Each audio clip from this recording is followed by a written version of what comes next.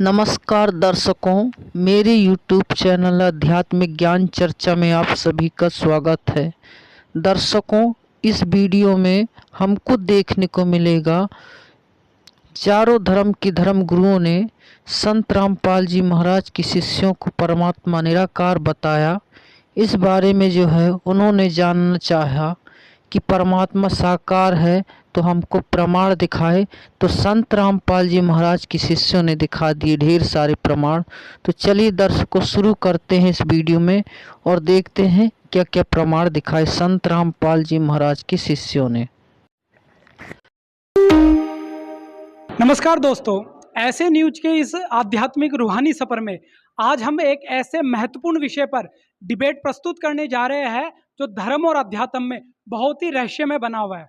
आज का हमारा विषय होगा कि परमात्मा साकार है या निराकार। आज हमारे साथ कुछ धर्मों को मानने वाले लोग यहाँ पर आए हुए हैं अपने धर्म शास्त्रों के साथ। तो आज हम उनके धर्म शास्त्रों से इस चीज को खोजेंगे कि परमात्मा की वास्तविक स्थिति क्या है। वो साकार है या निराकार, वो जड़ है या चेतन, वो नर है या नारी, वो साक्षात देखा जा सकता है या समाधि में देखने वाला विषय है। एक ऐसा महत्वपूर्ण विषय जो आज तक सबके लिए एक रहस्य में बना हुआ था, एक प्रश्न चिन्ह बना हुआ था।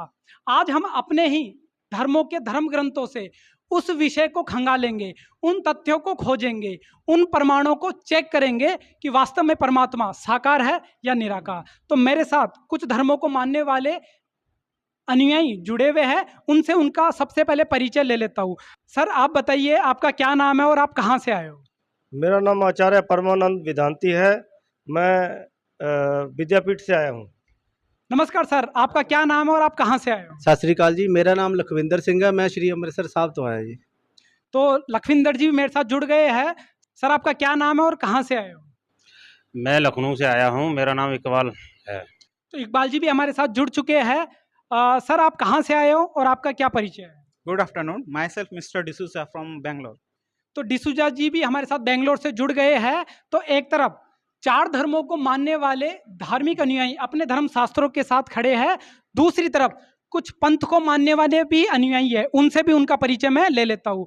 तो सर, आप भी अपना परिचय बताइए, आप कहाँ से आए हो और किस विषय पर आप ये डिबेट रखोगे? जी, हम संत रामपाल जी महाराज जी के अनुयायी हैं, उनके भगत हैं और हरियाणा हिसार से आए हुए हैं।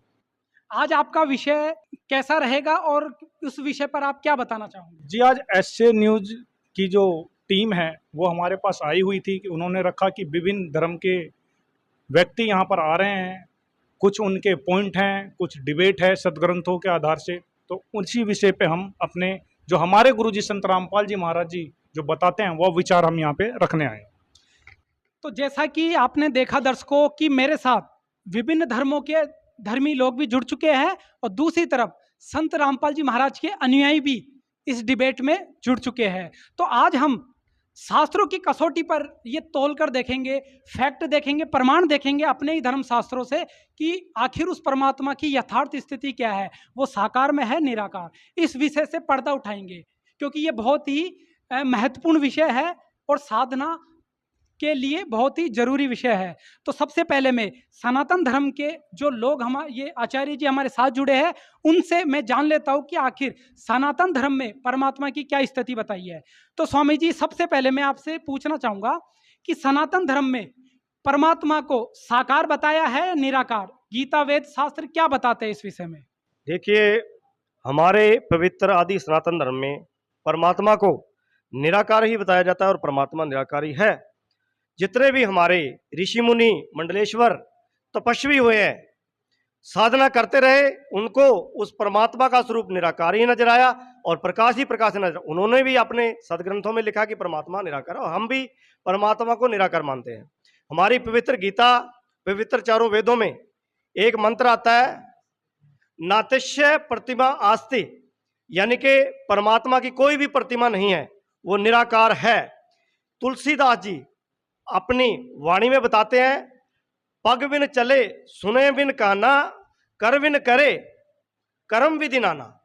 वो परमेश्वर, वो ब्रह्म, वो परमात्मा के पैर नहीं है फिर भी वो चलता है, उसके कान नहीं है फिर भी वो करता है, सुनता है, उसके कर नहीं है, मतलब हाथ नहीं है, फिर भी सारी सृष्टि की जो भी क्रिया है वो अपने कर से करता है। तो सर हमें बताइए, जैसा कि आप कह रहे हो कि परमात्मा निराकार है, तो सनातन धर्म में तो ब्रह्मा विष्णु महेश की मूर्ति बनाकर पूजा की जाती है, वो तो साकार हुए। देखिए, जो श्री ब्रह्मा विष्णु और शिव जी है, उसी से उत्पत्ति इनकी होती है, और साकार रूप में जब ये आते हैं अपने भक्तों को श्री राम श्री कृष्ण रूप में दर्शन भी देते हैं। जब इस पृथ्वी का अंत काल आता है तो अंत में ये उसी ब्रह्म में वलीन हो जाते हैं। तो परमात्मा जो ब्रह्म है वो निराकार है, सहस्री नहीं है, उसका कोई स्वरूप नहीं है। यानी आपका कहने का तात्पर्य है कि मूल रूप में परमात्मा निराकार है और भक्तों के लिए वो साकार रूप में रामकृष्ण और त्रिदेवों के रूप में आता है। बिल्कुल, परमात्मा निराकार है, वो राम कृष्ण और ब्रह्मा विष्णु महेश के रूप में आता है। और जब इस सृष्टि की जब समाप्ति और अंत होता है तो उसी में जाके विलीन हो जाता है। परमात्मा निराकार है। जैसा कि अभी स्वामी जी ने बताया कि परमात्मा मूल रूप में तो निराकार है, वो अपने भक्तों को कृतार्थ करने के लिए राम कृष्ण हनुमान ब्रह्मा विष्णु महेश के रूप में अवतरित होता है और वापस जाके उनमें निराकार प्रभु में लीन हो जाता है। तो इन्होंने बताया कि सनातन धर्म में और गीता वेद शास्त्रों में परमात्मा को निराकार बताया। तो अब मैं संत रामपाल जी महाराज के अनुयायियों से इसके बारे में जानता हूं कि वो क्या बताते हैं। तो सर, जैसा कि आपने देखा, स्वामी जी ने बताया कि सनातन धर्म में परमात्मा को निराकार बताया गया है। संत रामपाल जी महाराज परमात्मा की क्या स्थिति बताते हैं, हमारे दर्शकों को रूबरू करें। जी देखिए, आज पूरे भारतवर्ष में जो हमारा हिंदू समाज है वो वेद और गीता और पुराण इसके आधार से बताता है कि वो परमात्मा निराकार है, और साथ में ब्रह्मा विष्णु शिव जी की भी साधना करता है। लेकिन वो इनसे ऊपर जो ब्रह्म है उसको कहता है कि वो निराकार है। लेकिन हमारे संत रामपाल जी महाराज जी ने इन्हीं सदग्रंथों से, जिसको सर्व हिंदू समाज मान्य करता है, उसी से प्रमाणित करके दिखाया है कि ब्रह्मा विष्णु शिव जी भी साकार हैं और ब्रह्म भी साकार है। निराकार का यहाँ पे कोई अवस्था परमात्मा की नहीं है, वह सहशरीर है, वह साकार है। और अन्य भी जितने धर्म हैं उनके भी धार्मिक पुस्तकों से, उनके धर्म ग्रंथों से हमारे गुरुजी संत रामपाल जी महाराज जी ने प्रमाणित करके दिखाया है कि वह परमात्मा साकार है, जिनका जिक्र अभी स्वामी जी कर रहे थे ब्रह्म के बारे में।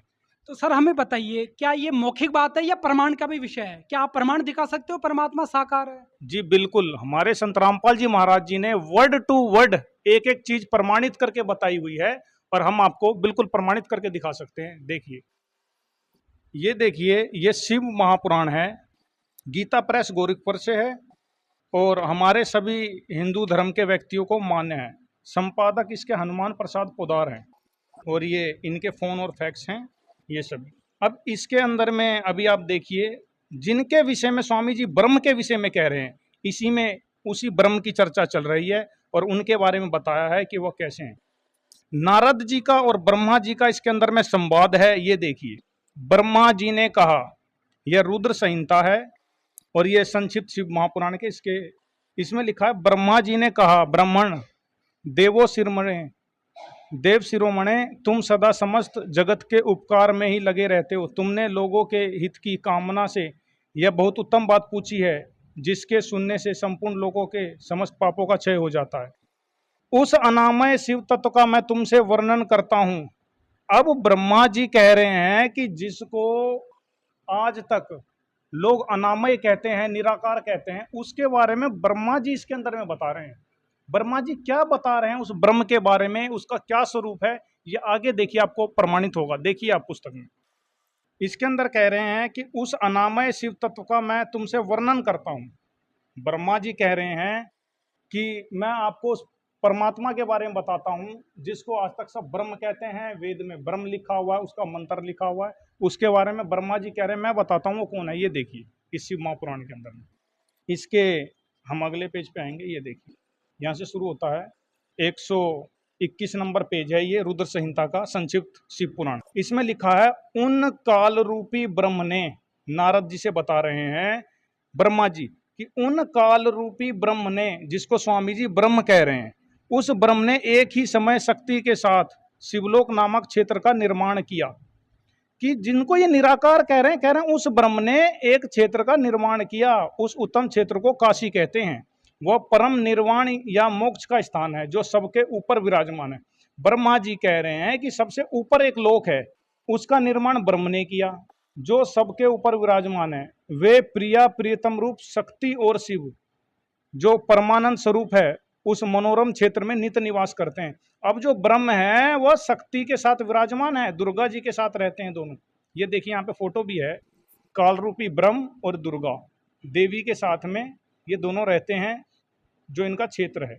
अब आगे देखिए, देव ऋषि ब्रह्मा जी कह रहे हैं एक समय उस आनंद वन में रमण करते हुए। अब बताइए, ब्रह्म और देवी दोनों घूम भी रहे हैं, इसमें आपको चित्र भी देखने को मिल रहा है और स्वामी जी बताते हैं कि वो निराकार है। अब आगे देखिए, शिवा और शिव के मन में, यहाँ की ब्रह्म और दुर्गा देवी के मन में, शिव के मन में यह इच्छा हुई कि किसी दूसरे पुरुष की भी सृष्टि करनी चाहिए, जिस पर यह सृष्टि संचालन का महान भार रखकर हम दोनों केवल काशी में रहकर स्वेच्छा अनुसार विचरें और निर्वाण धारण करें। ऐसा निश्चय करके शक्ति सहित सर्वव्यापी परमेश्वर शिव ने, यहाँ की परमेश्वर यहाँ ब्रह्म भी कह सकते हैं, ऐसा निश्चय करके शक्ति सहित सर्वव्यापी परमेश्वर शिव ने अपने वाम भाग के 10वें अंग पर अमृत मल दिया। फिर तो वहां से एक पुरुष प्रकट हुआ जो तीनों लोक में सबसे अधिक सुंदर था। अब अगले पेज नंबर पे आते हैं। इसमें कहा जो वो प्रकट हुआ, इसमें कहा शिव ने कहा, यहाँ की उस काल रूपी ब्रह्म ने कहा, वत्स व्यापक होने के कारण तुम्हारा विष्णु नाम विख्यात हुआ इति सिद्धम। अब मैं आपसे ये बताना चाहता हूँ, अब ये शिव पुराण के अंदर में क्लियर हुआ, बिल्कुल क्लियर आपके सामने हुआ कि जिसको स्वामी जी ब्रह्म बता रहे हैं।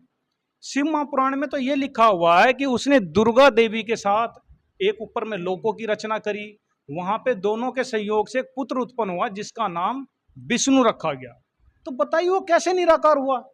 वो तो साकार है, सहशरीर है, मानव सदृश है। आपको हम और सिद्ध करते हैं, जो हमारे संत रामपाल जी महाराज जी ने इंटरनेशनल चैनल पे प्रमाणित करके दिखाया है, सब वो आपको दोबारा दिखाते हैं। ये देखिए, अब ये दूसरा और है, ये भी गीता प्रेस गोरखपुर से है। इसके अंदर में एक प्रकरण आता है, हिमालय राज देवी के द्वारा हिमालय को ज्ञान उपदेश ब्रह्म स्वरूप का वर्णन। अब दुर्गा जी के विषय में है, इनके विषय में, कि दुर्गा देवी जी ने किसी अपने से ऊपर ब्रह्म के विषय में बताया है, वो कौन है, कहाँ रहता है। आपको कड़ी बाई कड़ी मैच कर जाएगी शिव पुराण और देवी पुराण में। ये भी 18 पुराणों में से एक है। अब देखिए इसके अंदर क्या लिखा हो। इसमें है देवी के द्वारा हिमालय को ज्ञान उपदेश ब्रह्म स्वरूप का वर्णन। इसमें देवी श्री देवी जी कहने लगी, देवी जी उस ब्रह्म के बारे में बताती है। देखिए देवी जी कह रही हैं कि उस एकमात्र परमात्मा को ही जान, दूसरी सब बातों को छोड़ दे। इस आत्मा का ओम के जप के साथ ध्यान करो, इससे अज्ञानमय अंधकार से सर्वथा परे और संसार समुद्र से उस पार जो ब्रह्म है। अब देखिए कड़ी बाई कड़ी बिल्कुल मैच कर रही है। संसार समुद्र से उस पार जो ब्रह्म है उसको पा जाओगे, तुम्हारा कल्याण हो। वह ब्रह्म ब्रह्मलोक रूप दिव्य आकाश में स्थित है। अब आप एक बात बताइए, जो ये दूसरा प्रमाण है श्री देवी भागवत का, इसके अंदर भी देवी दुर्गा प्रमाणित करके बता रही है कि वो जो ब्रह्म है वो ऊपर ब्रह्मलोक में रहता है, उसका मंत्र ओम है, उसका नाम ब्रह्म है। तो वो कैसे निराकार कैसे हुआ? जब वो किसी विशेष लोक में रहता है फिर निराकार कैसे हुआ? ये था दूसरा प्रमाण। पहला प्रमाण आपको शिव महापुराण से दिखाया, दूसरा प्रमाण आपको देवी भागवत से दिखाया। अब हम आपको तीसरा प्रमाण और दिखाते हैं। यह है श्रीमद् भगवद गीता। ये गीता प्रेस गोरखपुर से है और जय दयाल गोविंद का से। ये आपका तीसरा प्रमाण हो गया। तीसरा प्रमाण और आपका क्लियर होगा। अध्याय 7 के श्लोक नंबर 25 में इसमें ब्रह्म भगवान कह रहे हैं कि अपनी योग माया से छिपा हुआ मैं सबके प्रत्यक्ष नहीं होता। अध्याय 7 के श्लोक नंबर 25 में कहा कि मैं अपनी योग माया से छिपा रहता हूं, सबके समक्ष नहीं होता। तो फिर वो कैसे निराकार हुआ? और दिखाते हैं अध्याय 8 के श्लोक नंबर 13 में। ये देखिए, ये है अध्याय नंबर 8 का श्लोक नंबर 13। इसमें लिखा है, ओम इस एक अक्षर रूप ब्रह्म को उच्चारण करता हुआ मुझ ब्रह्म का चिंतन करता हुआ शरीर को त्याग कर जाता है। इसके अंदर में जो ब्रह्म है वो कह रहा है मेरा ओम मंत्र है, अपना नाम ब्रह्म बता रहा है। ओम इति एकाक्षरम ब्रह्म, ब्रह्म को उच्चारण करता हुआ। इसमें अपना नाम भी कह दिया, ये भी बता दिया कि ये गुप्त रहता है। गुप्त रहने का मतलब ये नहीं कि वह निराकार हो, इसके अंदर में जो प्रमाण मिला है कि गीता ज्ञानदाता अपने आप को कहता है कि मैं ब्रह्म हूं, मेरा मंत्र ओम है। और अध्याय 7 के श्लोक नंबर के 25 में कहा कि मैं गुप्त रहता हूं, सबके सामने नहीं आता। कोई व्यक्ति अगर छुपा हुआ है, गुप्त है, तो इसका अर्थ ये नहीं होता कि वो निराकार है। और आपने पिछले प्रमाणों में देखा कि उसकी पत्नी है, दुर्गा है, और उससे एक बच्चा भी उत्पन्न हुआ जिनका नाम उन्होंने श्री विष्णु भगवान रखा। तो कैसे निराकार है? आप और प्रमाण देखिए, श्री गीता जी में ब्रह्म और कहता है मेरी पत्नी भी है, वो देखिए। इसी के अध्याय 14 के श्लोक नंबर 3 में दिखाते हैं। ये देखिए, ये चतुर्दशो अध्याय है, अध्याय 14 का श्लोक नंबर 4 और 5। इसमें लिखा है कि हे अर्जुन, नाना प्रकार की सब योनियों में जितनी शरीरधारी प्राणी उत्पन्न होते हैं, प्रकृति तो उन सब की गर्भ धारण करने वाली माता है, और मैं बीज को स्थापन करने वाला पिता हूँ। हे अर्जुन, सतगुण, रजगुण और तमगुण ये प्रकृति से उत्पन्न तीनों गुण अविनाशी जीवात्मा को शरीर में बांधते हैं। यहाँ लिखा है कि जितनी भी नाना प्रकार की जितनी मूर्ति शरीरधारी प्राणी है वो उत्पन्न होते हैं। प्रकृति यहाँ की दुर्गा, वो शिव और शिवा, ये प्रकृति तो उन सब की गर्भ धारण करने वाली माता है, और मैं बीज को स्थापन करने वाला पिता हूं। अब आप एक बात बताइए कि जब भगवत गीता जी के अंदर भी प्रमाण है कि वह बीज डालने वाला पिता है, दुर्गा उसकी पत्नी है, तो कोई पति भी है, पत्नी भी है, फिर वो कैसे निराकार हुए? तो इन आपको 3 प्रमाणों से 3 पॉइंटों पे तो बिल्कुल क्लियर होता है कि वो साकार है, सहशरीर है, उनकी पत्नी भी है, उनके बालक भी हैं, उनके बच्चे भी हैं, वो निराकार कैसे हुए? यह बिल्कुल जो आज तक निराकार का सिद्धांत है, यह अज्ञान है। पूर्ण संत ना मिलने के कारण यह उनके भ्रमणा बनी रही और अभी तक बनी हुई है।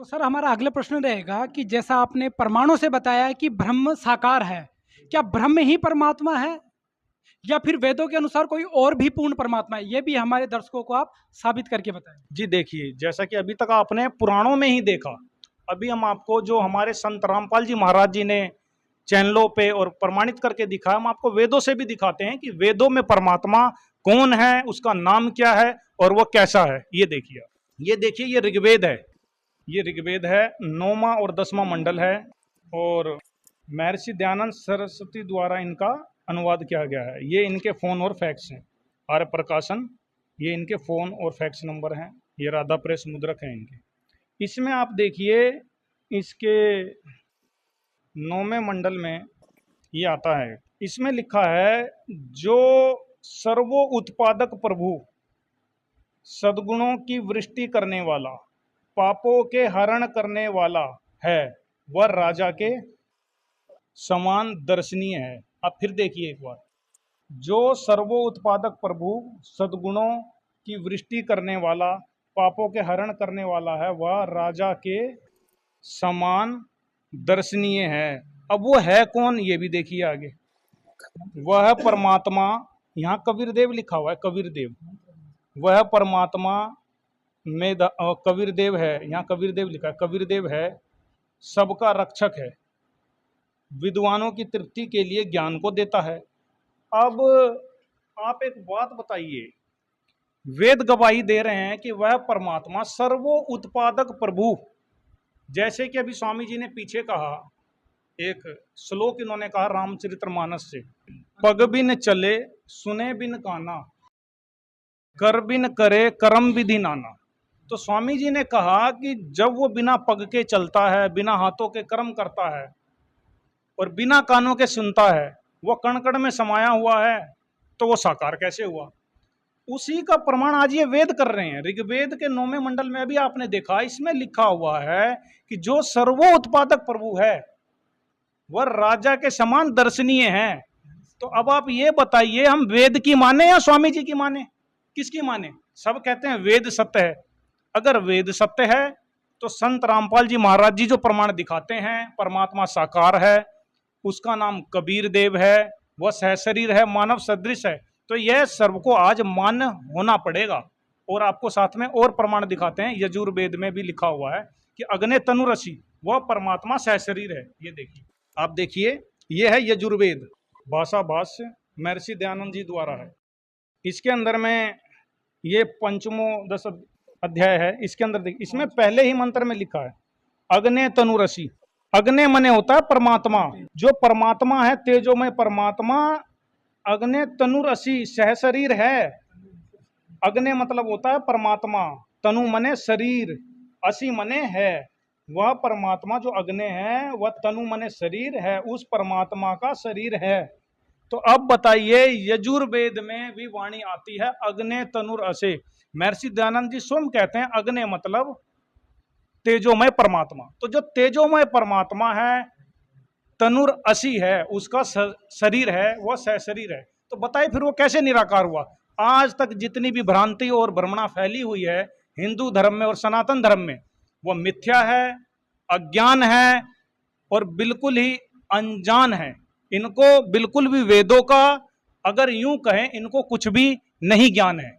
जैसा कि संत रामपाल जी महाराज के अनुयायियों ने अभी धर्मशास्त्रों से खोलकर प्रमाण देकर बताया कि वो परमात्मा, ब्रह्म से भी ऊपर कोई परमात्मा है जो साकार है, उसका नाम कबीर देव है, जो सबका रक्षक है और राजा के समान वो दर्शनीय है। तो सनातन धर्म के शास्त्रों से ये प्रमाणित हो गया है कि वो परमात्मा साकार है, उसका नाम कबीर देव है। तो अब मैं चलता हूँ अपने